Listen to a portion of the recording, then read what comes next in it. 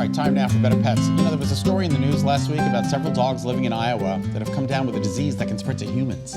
Dr. Andrea of the Bloomfield Animal Hospital is in to explain the situation and to discuss disease transmission between our pets and the people who love them. I think most of us, you know, we kiss our pets, we do whatever, you just think, oh, whatever they have, we can't get. You think that, but that's not always the case. Yeah. But we're going to have some practical ideas how to prevent as many diseases as possible. I think this is fantastic because I had no idea. Yeah, and the whole thing about in Iowa with the brucellosis was the name of the disease, and that's a disease we don't tend to have to worry about too much. It's relatively rare, and it really mainly affects like breeders. It's a reproductive issue mainly. Now, when people do get it, and they can get it, it's like mild flu symptoms. You don't even know that you have it, and there's really no repercussions. How is from it given? Is it airborne? No, it's like, you know, when people touch like the reproductive organs, like with breeders, when they're helping with the yelp, you know, with the yelping. deliveries. Yes. Okay. Yep. And then they touch like the placenta and things like that with the yelping. And that's called brucellosis. Okay. That's brucellosis, but we don't see it that often, so we really don't want to be too concerned about that. I think one of the more common diseases that people hear about is something called toxoplasmosis. You always get scared about that when you're pregnant. Like, that's the time to stay away from the litter. It's a good excuse to have your husband do it all because you're not supposed to be around it. That's really a nice excuse for us not to do the litter, but there is some facts behind it. Actually, if you do the litter right away, it's not too big of a problem. It's when the stool sample sits there for a couple of days. I was just talking to Nicole about it. She doesn't have a cat, you know, she just has a dog. But you know, the CDC actually even makes a strong recommendation about toxoplasmosis and warns people. And as long as you don't empty the litter box, that's key. Let someone else in the house do it. You know, it does not really matter, but that's the main thing, because people don't really, you don't know you have it, because again, it's almost just mild symptoms of it. But as a male, can I get it? Yes, you can get it, but you may not even know that you have it. And how do I get it? From just not washing my hands after I'm done? So so the main thing is to do good hygiene, wash your hands, you know, and again, I think scooping the litter every single day. That's the most important thing you can. But just to mention, again, from pets, but you know, we can get it also in uncooked pork. That's one of the common areas in lamb too. So you have to be careful with your cooking, and that's one of the reasons. But you usually, as long as you have a nice titer against it, if you're pregnant, then you don't have to worry about it. If you've already been exposed to it, it's not nearly the same kind of problem.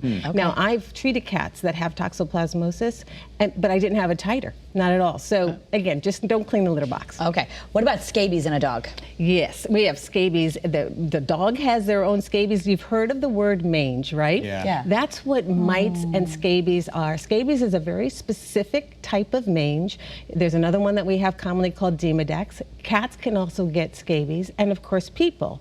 Now, the thing about with the scabies in the dog is that we can get it, but it's temporary. Same thing with the cat. It's very temporary. They don't reproduce on our body. So what do you mean? Would we start losing hair? How would a human? Well, I actually got it once. I was nursing a little sick Shetland dog, and I would always hold it around my chest and carry it around. And I ended up with these little bumps right around this chest area. So I went to the doctor to have it taken care of, but it's not going to reproduce on me. And you see how horrible those mites look. They're disgusting, but it's microscopic. Usually in people you will see a little rash, and if you feel like, okay, my dog is itching, my cat is itching, and now I have a rash, you want to see your doctor. Go see your doctor. Yes, please. Everybody, and the cat and dog should go to the vet.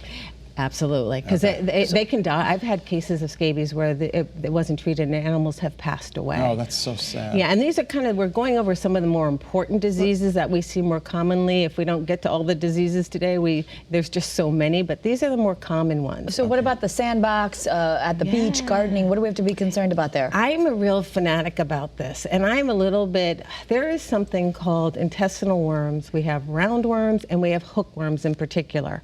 Now, if your cat goes to the bathroom in a box like that, or a dog, people can get these kind of worms as well. And that's why people should not play barefoot, you know, in outside or even in the sandbox. I'm against any sort of bare feet, because they have a condition where the hookworm can travel through our skin. And that's really very detrimental too. We don't see it as much in the Northeast as they see it in the South. And the other thing, my other pet peeve is people, I know dogs are allowed on the beaches now. Right. But how many people are walking around barefoot outdoors and at the beach? And when people don't pick up their pet's stool, and that really bothers me, because that's how we can transmit these worms. You're stepping in it, and it gets in, squeezes in between your toes. But even if even if you don't step in it, you're saying that just by the fact that it was left there, there could be sand that's contaminated, and you don't have any idea because you're just walking, as most people would, barefoot on a beach. That's it. And that's where, beaches have been freeing that up a little bit, letting more and more dogs, even during the busy hour of the day. But again, it's intestinal worms. If you keep your pets, make sure I would at least twice a year have a stool sample taken to your veterinarian. If your pets don't have them, you're not going to get them. So you can determine by the stool sample. Yes, so and it's a very simple test. Again, this is all part of really good veterinary care. And can I just take the stool up right out of the litter box? Yes. All right. And then we'll be able to determine what worms are in there, and then treat appropriately. It's when things are not treated, that's when things sort of go over into the human field, because we have poor hygiene. But again, we know more, and our dewormers are better. So we're doing a better job, and even doing a show like this, I'm trying to educate, and you're trying to educate people so that they do the right thing. Right.